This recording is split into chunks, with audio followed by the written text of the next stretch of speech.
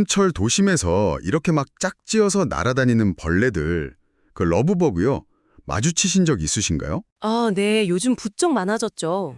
오늘은 이 러브버그 연상이랑 또 미국 캘리포니아에서는 호박벌 때문에 소송까지 갔다는데 이게 언뜻 보면 달라 보이잖아요? 네, 그렇죠.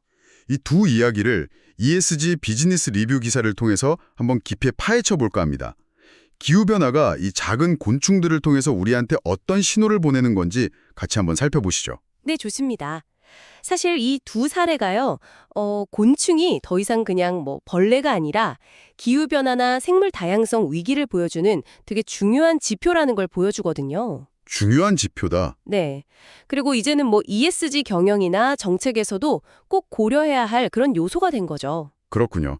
그럼 우선 그 러브버그. 정식 명칭이 붉은등 우단털파리라고 하던데요. 이게 왜 이렇게 갑자기 많이 보이는 걸까요? 그 ESG 비즈니스 리뷰 기사를 보면요, 전문가들이 몇 가지 이유를 들더라고요. 기후변화 때문에 얘들 서식지가 점점 북쪽으로 올라오고 있고요. 원래는 남쪽에 살던 애들이군요. 네. 그리고 도시 열섬 현상이나 밤에도 환한 인공조명 같은 거 있잖아요. 이런 도시 환경 변화가 좀 복합적으로 작용한 결과라고 분석을 합니다.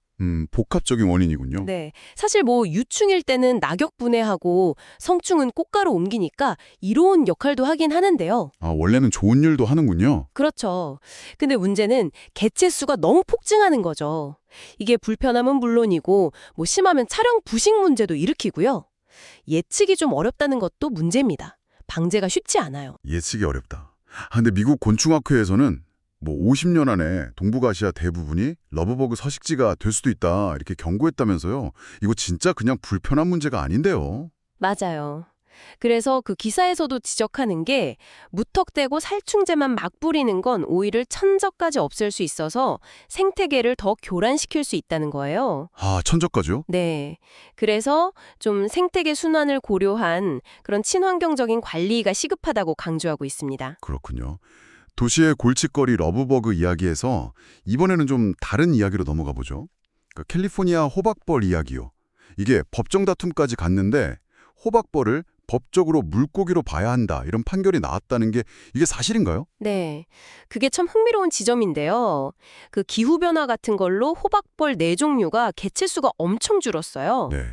그래서 이걸 멸종위기 종으로 지정하려고 하니까 그 캘리포니아 농업계가 반발을 한 거죠. 아시다시피 거기가 세계 아몬드 생산의 한 80%를 차지하거든요. 아몬드 농자 때문에요? 네.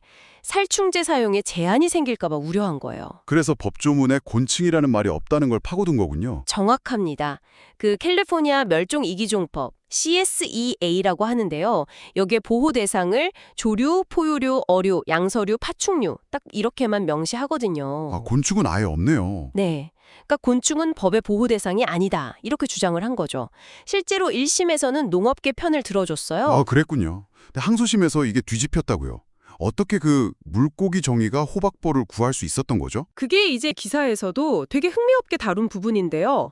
CSA 법 조항에 어류, 피쉬를 정의하는 부분에 무척추동물이 포함된다는 점에 주목을 한 거예요. 물고기 정의의 무척추동물이에요. 네.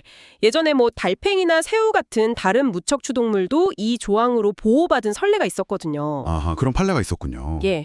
그래서 2022년에 항소법원에서 육상에 사는 무척추동물인 호박벌도 이 어류의 법적 정의에 포함시켜서 보호할 수 있다. 이렇게 판결을 내린 겁니다. 이야, 벌을 물고기로 분류하다니 어떻게 보면 법 해석에 놀라운 유연성 같기도 한데 근데 이게 근본적인 해결책일까요? 아니면 그냥 기존 법의 한계를 보여주는 좀 임시방편 같은 걸까요? 그게 중요한 질문인데요.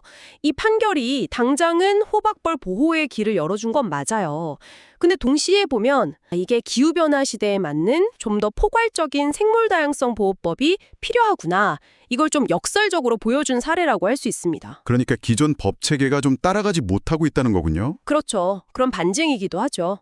들어보니까 러브버그의 대량 출몰이랑 호박벌 보호 판결, 이게 뭐 전혀 다른 지역의 다른 곤충 이야기 같지만 결국은 기후변화나 생태계 문제가 우리 삶, 또 법이나 제도에까지 얼마나 직접적인 영향을 미치는지 이거 정말 명확하게 보여주는 것 같습니다. 맞습니다.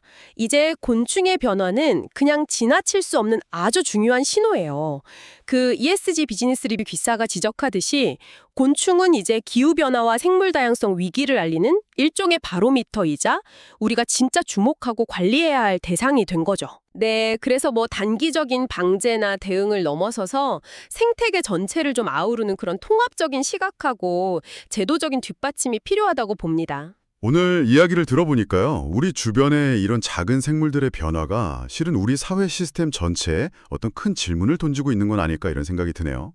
혹시 여러분 주변에서 감지되는 또 다른 자연의 신호는 없으신가요? 이런 작은 변화들이 앞으로 우리에게 어떤 적응과 변화를 요구하게 될지 잠시 고민해보는 것도 좋을 것 같습니다.